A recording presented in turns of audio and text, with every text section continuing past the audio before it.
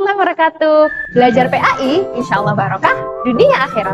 Bertemu dengan saya, Saudara Ervina dari SD Muhammadiyah 26 Surabaya. Anak-anak saleh-salihah, mari kita duduk yang tertib dan mengangkat kedua tangan kita. Mari kita berdoa bersama sebelum memulai pembelajaran. Duaan.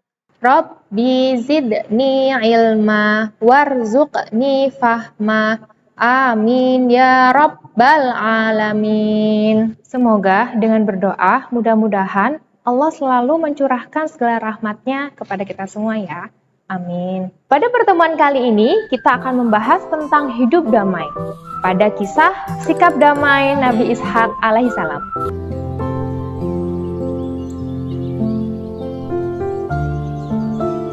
Masih ingat gak ya, ada berapa nabi yang wajib kita imani? Ya, 25. Yuk kita sebutkan. Adam, Idris, Nuh, Soleh, Ibrahim, Lut, Ismail. Siapa ya setelah Nabi Ismail? Iya, Nabi Ishak alaihissalam. Nah, anak soleh dan solihah, Nama Nabi Ishak seringkali disebutkan di dalam Al-Quran. tapi kisahnya memang tidak banyak diceritakan. Allah Subhanahu wa taala berfirman, A'udzu billahi minasyaitonir rajim. Bismillahirrahmanirrahim. Wa basyarnahu bi Ishaqa nabiyyam minas sholihin.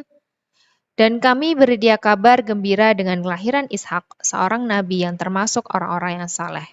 anak-anak soleh dan solihah, tahu tidak Nabi Ishak itu ternyata mempunyai dua orang anak kembar yang namanya Yakub dan Is. Hidup kedua saudara kembar ini tidak baik.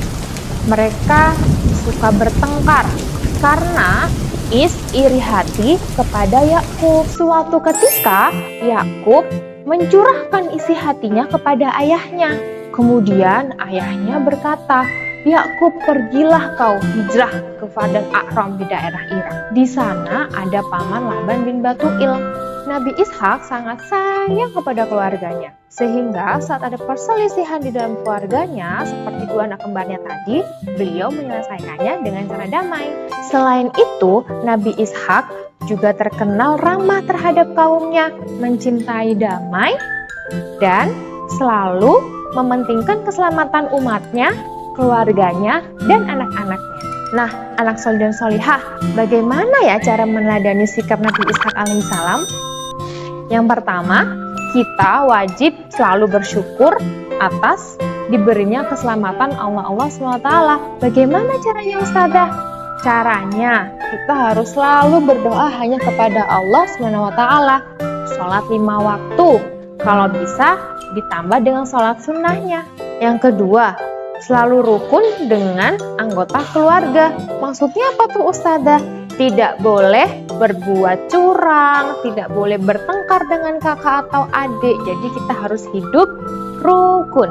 Nah, yang ketiga, tidak boleh nih berbuat curang sama teman. Kalau sedang main, ya kita harus main dengan jujur supaya pertemanan kita selalu baik.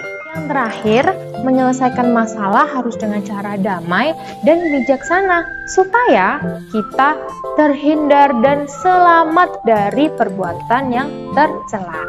Seperti Asmaul Husna yang kelima, yaitu Assalam.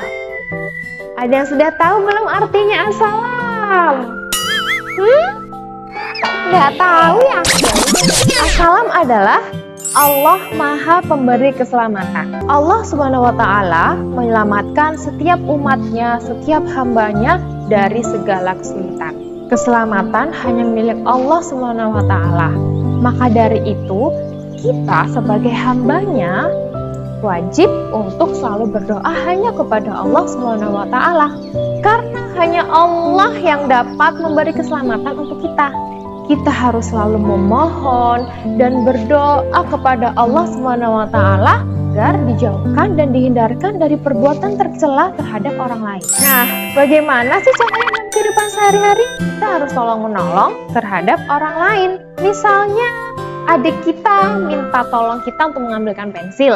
Nah, kita harus mengambilkannya karena Allah akan memberi imbalan yang setimpal untuk kita berupa keselamatan di dunia dan di akhirat. Kemudian, kita harus selalu berdoa kepada Allah SWT agar diberi keselamatan di dunia maupun di akhirat. Tidak hanya untuk kita sendiri, kita juga harus mendoakan kedua orang tua kita ya.